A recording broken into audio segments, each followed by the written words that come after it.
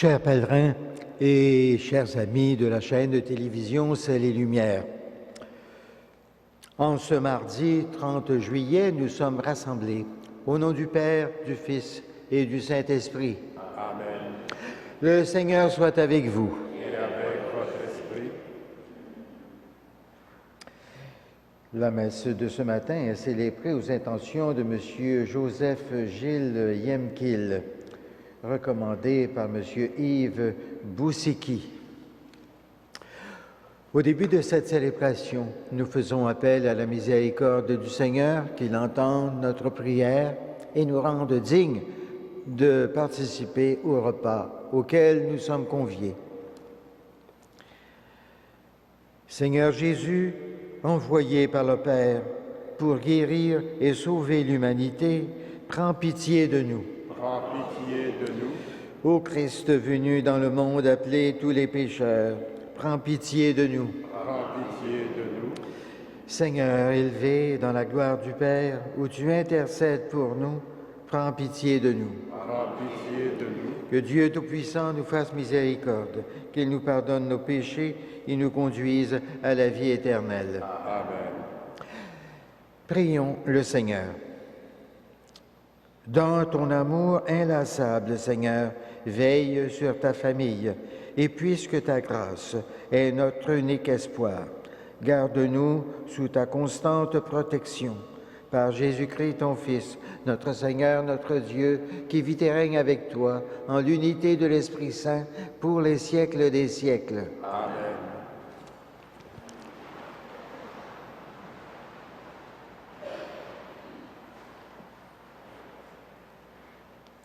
Lecture du livre de l'Exode. À chaque étape, pendant la marche du peuple vers la terre promise, Moïse prenait la tente et la plantait hors du camp, à bonne distance. On l'appelait tente de la rencontre, et tout homme qui voulait consulter le Seigneur devait sortir du camp pour gagner la tente de la rencontre. Quand Moïse sortait pour aller à la tente, tout le monde se levait. Chacun se tenait à l'entrée de sa tente et suivait Moïse du regard jusqu'à ce qu'il fût entré. Au moment où Moïse entrait, la colonne de nuée descendait, se posait à l'entrée de la tente, et Dieu s'entretenait avec Moïse.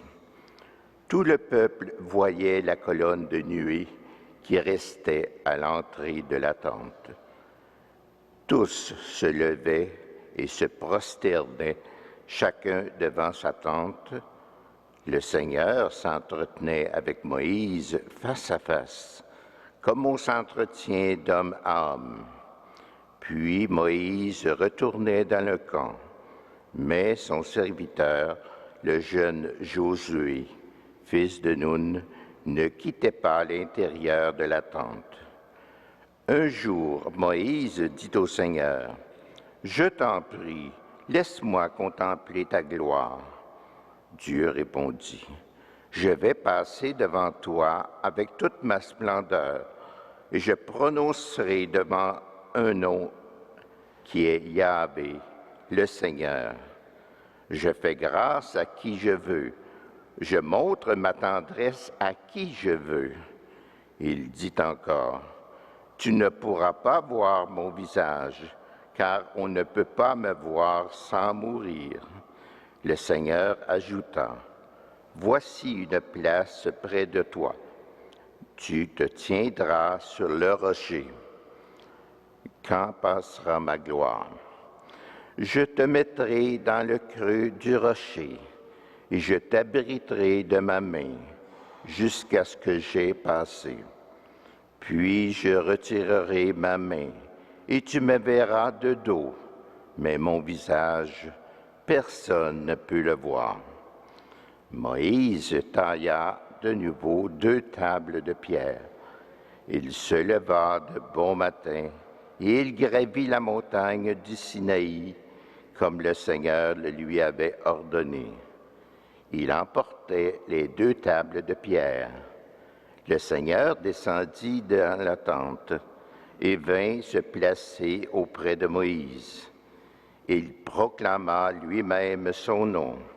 Il passa devant Moïse et proclama: Yahvé le Seigneur, Dieu tendre et miséricordieux, lent à la colère, plein d'amour et de fidélité, qui garde sa fidélité jusqu'à la 1000e génération, supporte faute, transgression et péché, mais rien ne laisse passer, car il punit la faute des pères sur les fils et les petits-fils, jusqu'à la 3e et la 4e génération. Aussitôt Moïse se prosterna jusqu'à terre et dit: S'il est vrai, Seigneur, que j'ai trouvé grâce devant toi, daigne marcher au milieu de nous.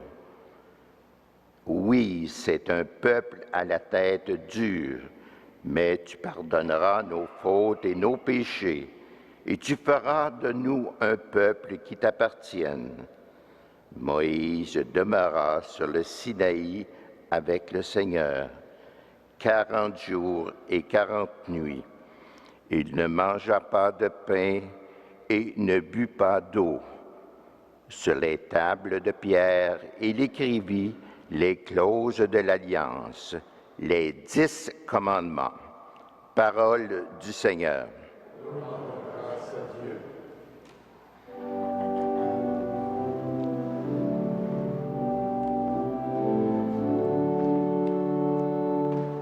Dieu de tendresse, Dieu de pitié, le Seigneur fait œuvre de justice, il défend le droit des opprimés, il révèle ses desseins à Moïse, aux enfants d'Israël ses hauts faits. Le Seigneur est tendresse et pitié, lent à la colère et plein d'amour. Il n'est pas pour toujours en procès, ne maintient pas sans fin ses reproches. Dieu de tendresse, Dieu de pitié, il n'agit pas envers nous selon nos fautes, ne nous rend pas selon nos offenses. Comme le ciel domine la terre, fort est son amour pour qui le craint. Aussi loin qu'est l'Orient de l'Occident, il met loin de nous nos péchés, comme la tendresse du Père pour ses fils, la tendresse du Seigneur pour qui le craint. Dieu de tendresse, Dieu de pitié.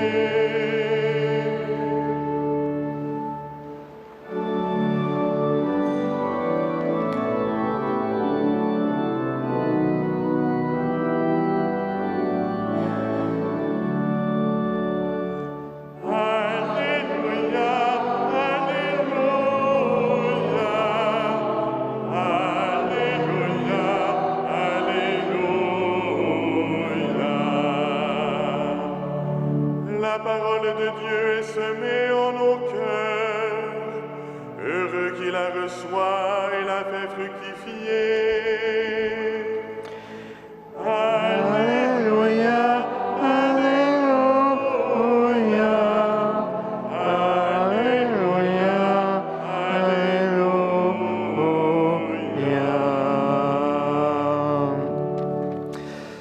Le Seigneur soit avec vous. Évangile de Jésus-Christ selon saint Matthieu.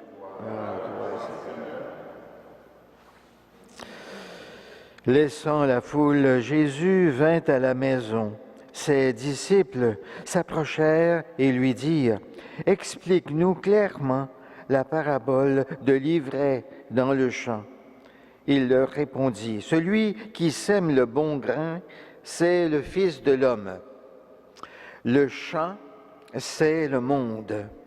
Le bon grain, ce sont les fils du royaume. L'ivraie, ce sont les fils du mauvais. L'ennemi qui l'a semé, c'est le démon. La moisson, c'est la fin du monde. Les moissonneurs, ce sont les anges. De même que l'on enlève l'ivraie pour la jeter au feu, ainsi en sera-t-il à la fin du monde. Le Fils de l'homme enverra ses anges, et ils enlèveront de son royaume tous ceux qui font tomber les autres et ceux qui commettent le mal. Et ils les jetteront dans la fournaise. Là, il y aura des pleurs et des grincements de dents. Alors les justes resplendiront comme le soleil dans le royaume de leur Père. Celui qui a des oreilles, qu'il entende. Acclamons la parole de Dieu. Louange à toi, Seigneur Jésus.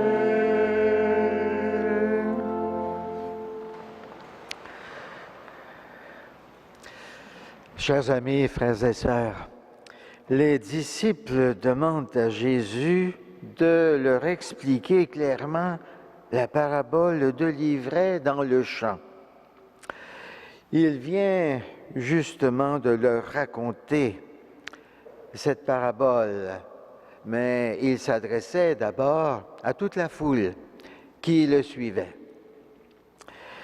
Nous pouvons donc distinguer l'enseignement officiel de Jésus donné à tous et un approfondissement de cet enseignement qui est donné à ses disciples seulement. Jésus se présente comme le semeur du bon grain et ses apôtres diront plus tard que Jésus est passé en faisant le bien, car il n'y a rien de mauvais en lui. Le champ dans lequel Jésus sème le bon grain, c'est le monde. Donc, c'est très réaliste. Jésus sème en ce monde où nous sommes, en ce moment même. Jésus le dira, mon Père et moi, nous sommes à l'œuvre. Et le bon grain, ce sont les fils du royaume. C'est là une formule étonnante.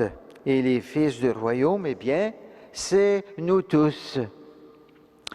C'est là une responsabilité inouïe qui dépasse nos moyens humains. Jésus nous a tous semés, placés quelque part pour qu'on y soit source de vie. Nous sommes tous appelés à grandir et à être féconds pour nourrir le monde. L'ivraie, ce sont les fils du mauvais. Nous vivons dans un monde dualiste. Il y a les fils du royaume et il y a les fils du mauvais. Et l'ennemi qui a semé l'ivraie, c'est le démon. La personne humaine a un ami, c'est Dieu. Et la personne humaine a un ennemi, c'est le démon. Ainsi, Jésus nous révèle que la vie humaine n'est pas anodine, candide et indifférente. Tout n'est pas bon, comme on cherche à le faire croire aujourd'hui. Certains actes sont destructeurs et ennemis de l'homme. Certains actes sont constructeurs et amis de l'homme. La moisson, c'est la fin du monde, nous dit Jésus. Jésus voit loin, il regarde le but à atteindre, la moisson éternelle qui se prépare. Trop souvent, nous avons les yeux collés sur le présent immédiat seulement. Enfin, Jésus évoque le jugement final où le mal sera détruit d'une façon définitive et où les justes resplendiront comme le soleil. En ces mois d'été, nous recherchons tous le soleil. Nous sommes faits pour vivre avec le soleil.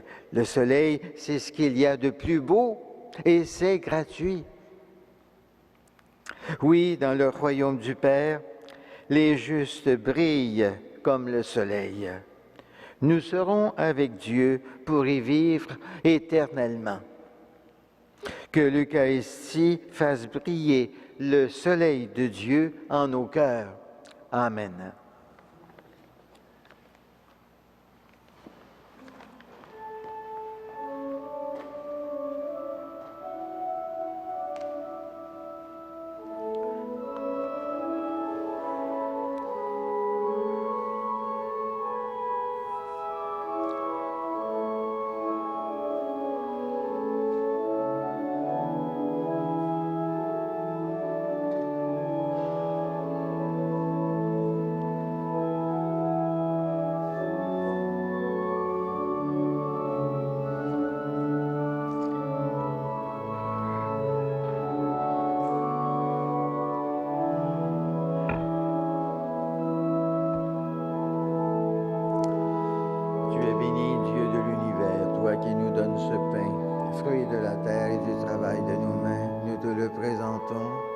Il deviendra le pain de la vie éternelle.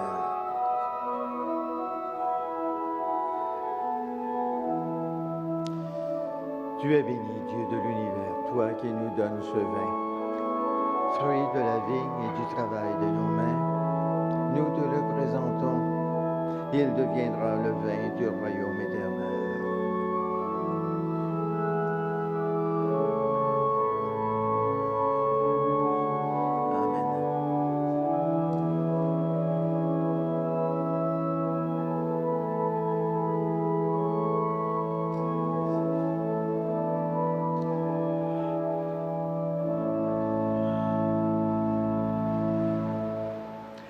Prions ensemble au moment d'offrir le sacrifice de toute l'Église. Pour la gloire de Dieu et le salut du monde. Seigneur notre Dieu, tu as voulu choisir dans ta création le pain et le vin qui refont chaque jour nos forces. Fais qu'ils deviennent aussi pour nous le sacrement de la vie éternelle. Par Jésus ton Fils, notre Seigneur, notre Dieu, qui vit et règne avec toi en l'unité de l'Esprit Saint pour les siècles des siècles. Le Seigneur soit avec vous. Et avec votre esprit, Élevons notre cœur. nous le tournons vers le Seigneur. Rendons grâce au Seigneur notre Dieu. Cela est juste et bon. Vraiment, Père très saint, il est juste et bon de te rendre grâce, toujours et en tout lieu, par ton Fils bien-aimé Jésus-Christ, car il est ta parole vivante par qui tu as créé toutes choses. C'est lui que tu nous as envoyé comme Rédempteur et Sauveur, Dieu fait homme, conçu de l'Esprit Saint, né de la Vierge Marie, pour accomplir jusqu'au bout ta volonté et rassembler du milieu des hommes un peuple saint qui t'appartienne. Il étendit les mains à l'heure de sa passion, afin que soit brisée la mort et que la résurrection soit manifestée. C'est pourquoi, avec les anges et tous les saints, nous proclamons ta gloire en chantant d'une seule voix.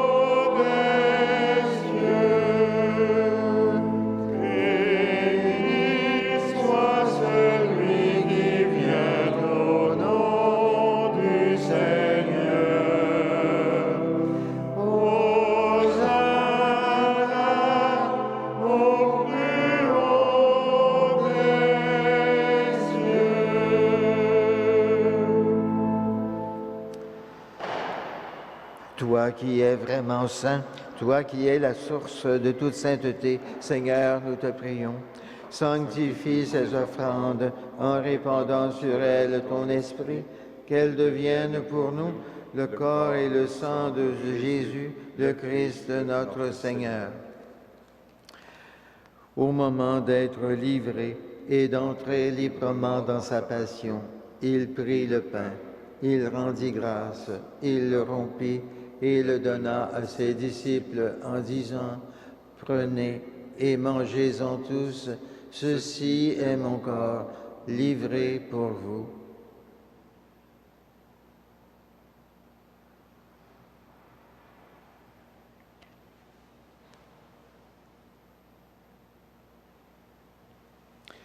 De même, à la fin du repas, il prit la coupe. De nouveau, il rendit grâce et la donna à ses disciples en disant, « Prenez et buvez-en tous, car ceci est la coupe de mon sang, le sang de l'alliance nouvelle et éternelle, qui sera versé pour vous et pour la multitude en rémission des péchés. Vous ferez cela en mémoire de moi. »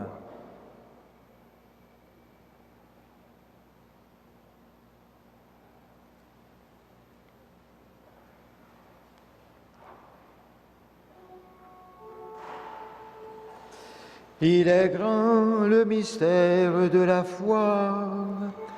Nous proclamons ta mort, Seigneur Jésus. Nous célébrons ta résurrection. Nous attendons ta venue dans la gloire.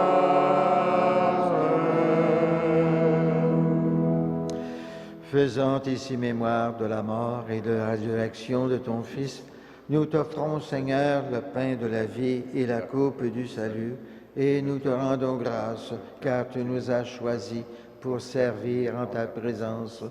Humblement, nous te demandons qu'en ayant part au corps et au sang du Christ, nous soyons rassemblés par l'Esprit Saint en un seul corps. Souviens-toi, Seigneur, de ton Église répandue à travers le monde. Fais-la grandir dans ta charité avec le pape François, notre évêque Christian et tous ceux qui ont la charge de ton peuple. Souviens-toi aussi de nos sœurs et de nos frères qui se sont endormis dans l'espérance de la résurrection et de tous les hommes et femmes qui ont quitté cette vie. Reçois-les dans ta lumière auprès de toi. Sur nous tous, enfin, nous implorons ta bonté. Permets qu'avec la Vierge Marie, la bienheureuse Mère de Dieu, avec Saint Joseph, son époux, avec les apôtres, Saint Frère André et les saints de tous les temps qui ont vécu dans ton amitié, nous ayons part à la vie éternelle et que nous chantions ta louange. Par Jésus-Christ, ton Fils bien-aimé.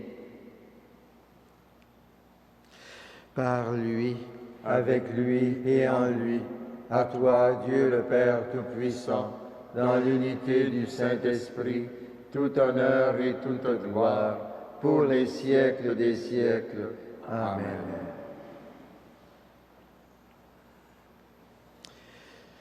Unis dans le même esprit, nous pouvons dire avec confiance la prière que Jésus lui-même nous a enseignée.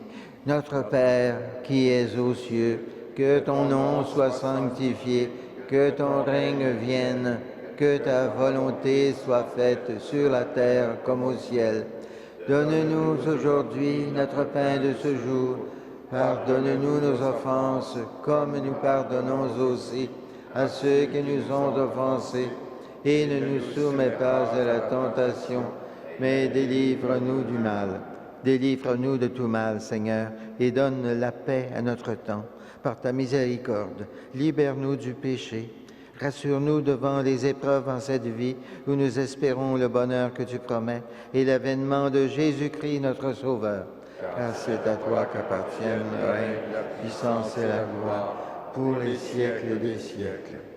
Seigneur Jésus-Christ, tu as dit à tes apôtres, « Je vous laisse la paix, je vous donne ma paix. Ne regarde pas nos péchés, mais la foi de ton Église, pour que ta volonté s'accomplisse. Donne-lui toujours cette paix et conduis-la vers l'unité parfaite, toi qui règnes pour les siècles des siècles. Amen. Que la paix du Seigneur soit toujours avec vous. Et avec votre esprit.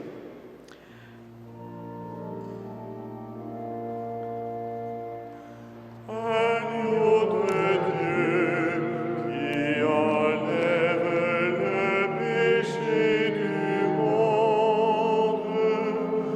prends pitié de nous. Agneau de Dieu, qui enlève le péché du monde, donne-nous la paix. Heureux, les invités au repas du Seigneur. Voici l'agneau de Dieu qui enlève le péché du monde. Seigneur, je ne suis pas digne de te recevoir, mais dis seulement une parole et je serai guéri.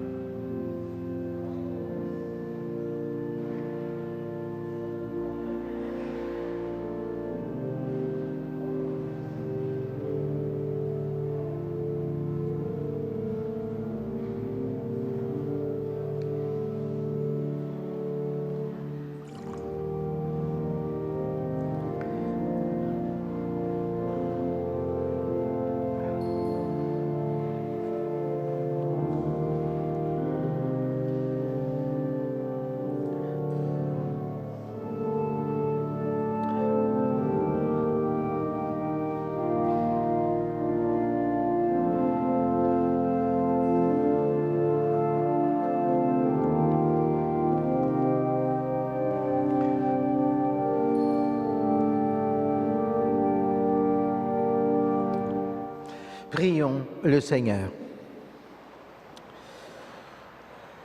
Tu as voulu, Seigneur, que nous partagions un même pain et que nous buvions à la même coupe. Accorde-nous de vivre tellement unis dans le Christ que nous portions du fruit pour le salut du monde. Par Jésus, ton Fils, notre Seigneur, notre Dieu, qui vit et règne avec toi, en l'unité de l'Esprit Saint, pour les siècles des siècles. Amen.